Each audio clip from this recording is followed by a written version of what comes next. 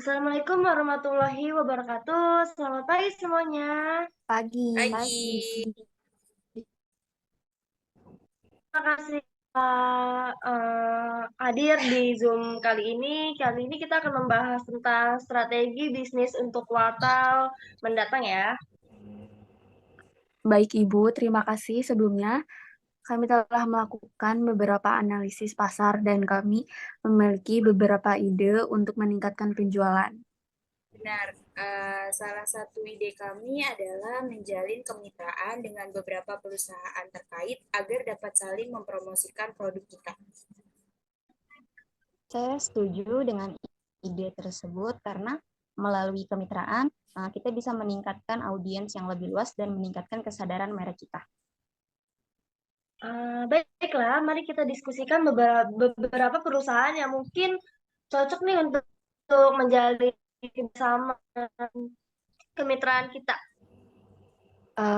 Dimulai dari saya memiliki beberapa nama perusahaan teknologi besar yang bisa menjadi mitra potensial kita. Mereka memiliki basis pelanggan yang besar dan produk yang saling melengkapi dengan produk kita.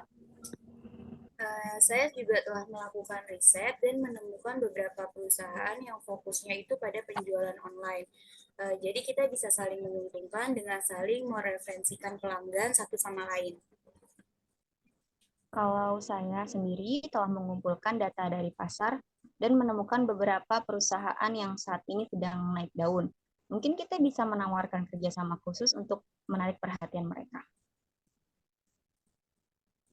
Baiklah, sekarang kita perlu membahas rincian kerjasama. Apa yang kita perlu tawarkan kepada mitra potensial kita, kepada mitra bangsa kita. Ya, baik, segitu. Kita bisa menawarkan mereka program afiliasi yang memberikan komisi atas setiap penjualan yang mereka bawa. Selain itu, kita juga bisa menawarkan diskon khusus untuk pelanggan mereka. Saya setuju, kita juga bisa menyediakan materi pemasaran yang dapat mereka gunakan untuk mempromosikan produk kita.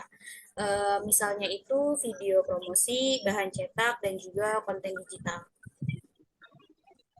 Saya pikir juga kita perlu membuat kesepakatan kerjasama yang saling menguntungkan. Misalnya kayak mereka harus mempromosikan produk kita dengan eksklusivitas dalam jangka waktu tertentu. Tentu, eksklusivitas dalam jangka waktu tertentu dapat memberikan keuntungan bagi kedua belah pihak tentunya ya. Namun apakah kita harus menetapkan target penjualan yang harus dicapai oleh mitra dalam periode tersebut? Itu bisa menjadi poin yang penting ya, karena kita bisa menetapkan target penjualan yang realistis yang harus dicapai oleh mitra selama periode eksklusivitas. Jika mereka mencapai atau melebihi target tersebut, kita juga dapat memberikan insentif tambahan seperti bonus atau komisi ekstra. Selain itu, bagaimana dengan durasi eksklusivitasnya? Kita perlu mempertimbangkan berapa lama periode eksklusivitas tersebut agar tetap menguntungkan bagi mitra kita sendiri. Saya setuju. Eksklusivitas haruslah cukup untuk memberikan kesempatan bagi mitra kita untuk mempromosikan produk kita dengan insentitas yang tinggi. Namun tetap adil agar tidak membatasi kerjasama dengan mitra lain di masa yang akan mendatang nanti.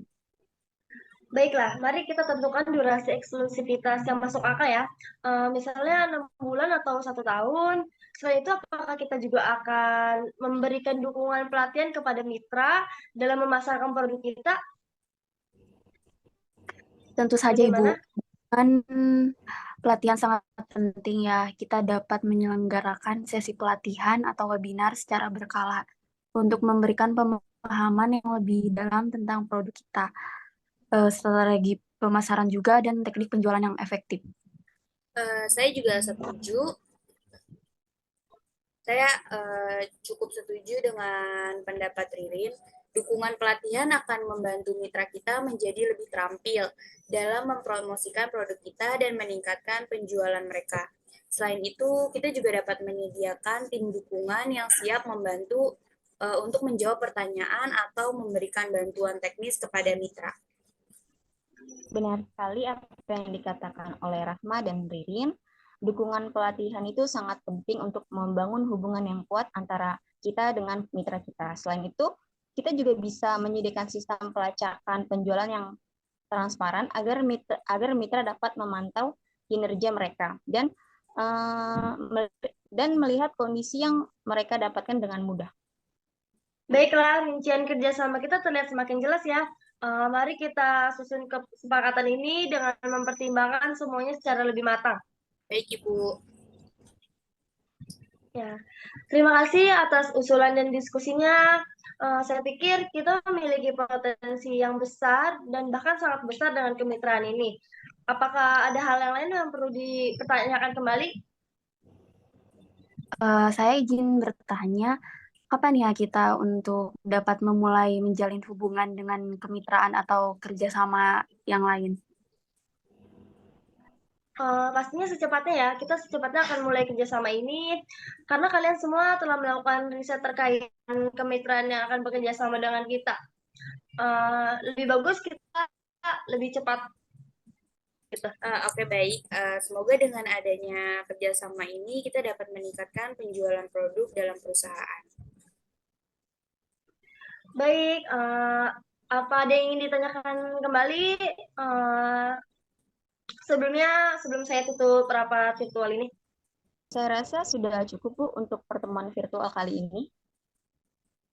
Oke, baiklah. Terima kasih semuanya telah menghadiri rapat virtual ini. Dan terima kasih telah memberikan ide dan masukannya semua. Baik-baik. Semoga meningkatkan penjualan produk kita ya. Terima kasih. Terima Terima kasih. Saya izin Bu. les.